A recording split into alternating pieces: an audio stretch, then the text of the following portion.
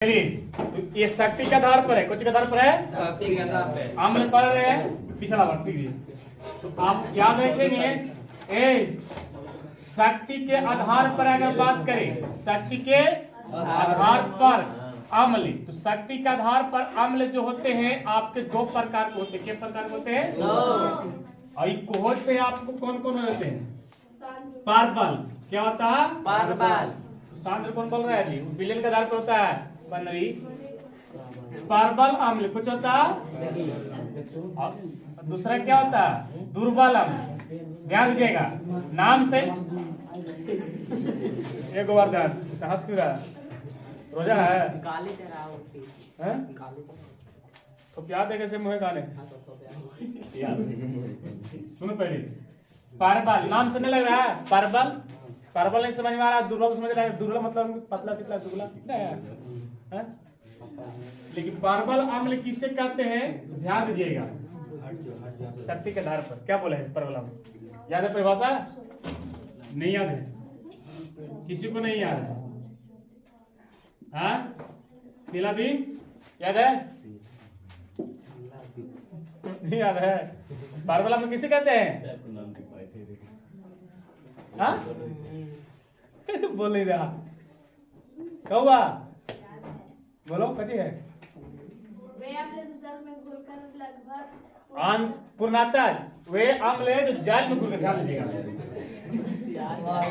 वे अम्ल जो जल में घुलकर, ध्यान दीजिएगा, वे अम्ल जो जल में घुलकर पूर्णता, हाँ पूर्णता आयनित होकर, आयनित, ध्यान दीजिएगा, वे अम्ल जो जल में घुलकर, जल में घुलकर पूर्णता आयनित होकर, आयनित हो जाएगा, धन आयनित को भी होगा ना, आयनित, आयनित कह रहा है, तुम रुका रहा है, मारे न फेंका जाएगा तो उनका निकल पकड़ पकड़ कर रहा है।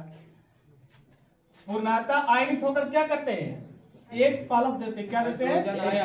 यानी हाइड्रोजन आयन प्लस देते हैं। क्या कहेंगे हम लोग? पारबल। और दुर्बल अम्ल, सीधा बात है कि पूर्णता आयनित नहीं होते हैं। पूर्णता आयनित नहीं होंगे तो क्या हो जाएंगे? दुर्बल। यही ना बोला गया था। अब इसी तरह से अच्छा एग्जाम्पल में अगर बात करते हैं तो पारबल अम्ल के एग्जाम्पल कौन कौन थे आपको? हाइड्रोक्लोरिक, HCl, इसको नाम है हाइड्रोक्लोरिक अम्ल। सूत्र याद करते चलिएगा। हाँ, फिर H2SO4 क्या है?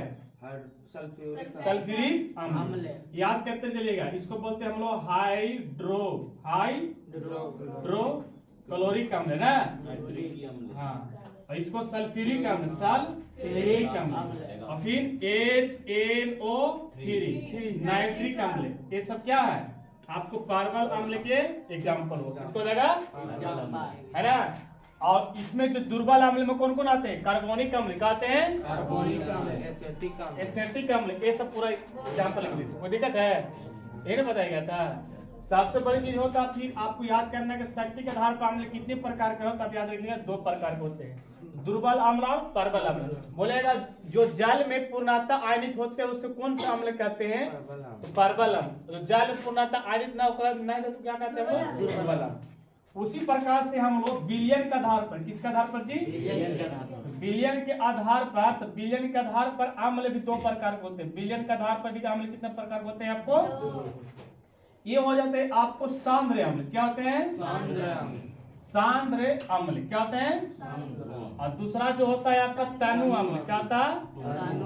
सांद्र का मतलब होता है गाढ़ा। सांद्र का मतलब क्या हो गया? गाढ़ा। सांद्र, सांद्र का मतलब इसको अपनी भाषा में याद करो, गाढ़ा है कुछ।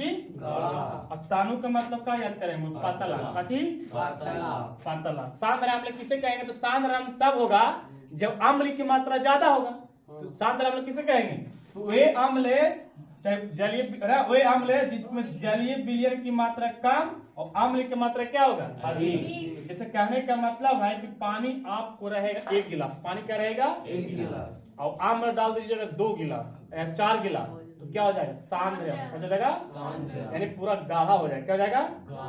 याद रहेगा। जैसे मान चलिए पानी जो है आपको, इसमें पानी जो है आपके 250 ml है। कितना है जी? पानी है इसमें, पानी कितना है? 250 ml। एकरा में नींबू का रस आप डाल दिए आप आधा केजी, यानी 500 ग्राम। डाल दीजिए तो क्या हो जाएगा आपको सांद्र अम्ल, क्या हो जाएगा सांद्र है ना। तो आप उससे पूछेगा कि बताइए वैसा कौन सा अम्ल है जिसकी जलीय विलयन में अम्ल की मात्रा कम है, तो सांद्र अम्ल बोलेंगे तनु अम्ल बोलेंगे, तनु अम्ल हो जाता है। जगह अगर अम्ल की मात्रा क्या रहेगा कम, एग्जाम्पल इसको भी सेम उसी तरह होगा, बोलेंगे जिसका जलीय विलयन में अम्ल की मात्रा क्या रहेगा कम। जैसे मान लीजिए 200 ग्राम नींबू रहेगा, 200 ग्राम नींबू के रस रहेगा, ठीक है, और 1 ग्राम पानी रह जाएगा 2 लीटर, कितना रह जाएगा 2 लीटर रहेगा, तो 2 लीटर रहेगा तो क्या हो जाएगा आपको तनु, क्या हो जाएगा तनु का मतलब क्या होता है पता ना, ये तो आपको ऑब्जेक्टिव में चल जाएगा। लेकिन एक से मेन आपको क्वेश्चन पूछेगा कुछ ही, आपको पदार्थ के जो होता है कुछ पदार्थ आपको याद करना पड़ेगा। जैसे मान के चलिए, सुनिए नहीं, पदार्थ रहेगा, ठीक है, और ए में अम्ल का पीएच मान, क्या रहेगा पीएच मान, ये जरूरी याद करना होगा। जैसे हम लोग पानी पीते हैं तो पानी हम लोग 7 दिन पीते हैं, रात जो भी होता है, इसलिए याद रखिएगा कि शुद्ध जल का पीएच मान, शुद्ध जल का पीएच मान कितना होता है 7 होता है, क्या होता है 7.0 से 7 होता है, क्योंकि उदासीन होता है ना।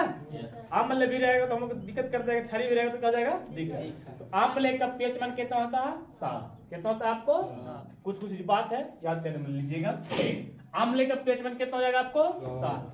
अगर पूछेगा चूना जल का, तो चूना जल जो होता है क्षारीय होता है, क्या होता है, तो इसका होता है पीएच मान 11, कितना होता है 11.4 या मतलब 11 का आपको चलेगा, ठीक है, क्षारीय होता है 11 है ना, 11.0 कुछ भी है मतलब 11 बोल सकते हैं, है ना। 11 तो लीजिए, दशमलव के बाद आपको रहेगा थोड़ा बहुत, उसको कोई फर्क नहीं पड़ने वाला है, लेकिन इतना याद है ऑप्शन में वैसा ना देगा कि आपको लागले 11.1 दे देगा, 11.2 देगा, ऐसे थोड़ा ऑप्शन में देगा।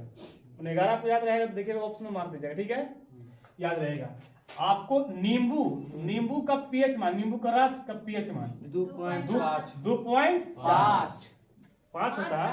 5 फिर से देखो 2.5, हाँ, इसको इसलिए याद बोल रहे हैं कि इसको याद कर लेना होगा, क्योंकि इसको कई बार एग्जाम में क्या इसका आपको पूछा है, नींबू वाला पूछा, नींबू का रस का पीएच मान कितना, यहाँ तक कि आपको यहाँ पेशाब का जो होता है भी पूछा हुआ है, पेशाब का पीएच मान जो होता है क्या होता है, ये भी अम्ल होता है, तो ये होता है 6.0, क्या होता है 0। उसी प्रकार से दूध का कुछ जी, दूध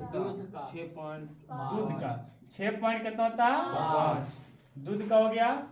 और आपसे क्या पूछने के, हाँ आंसू के नहीं अम्ल वर्षा पूछते था, अम्ल वर्षा 5.6, आंसू भी लिख लीजिएगा, आंसू का पीएच मान कितना होता है 7.3। ये जो मेन चीज है आपको इसको याद कर लीजिए, एग्जाम में से पूछा गया। अम्ल वर्षा भी, अम्ल वर्षा, पेशाब और नींबू, ये जो 3-4 क्वेश्चन है मतलब जो आपको पूछता है बार बार, ठीक ना, याद कर लीजिएगा। वो दिक्कत है आगे कहाँ से पढ़ाना है।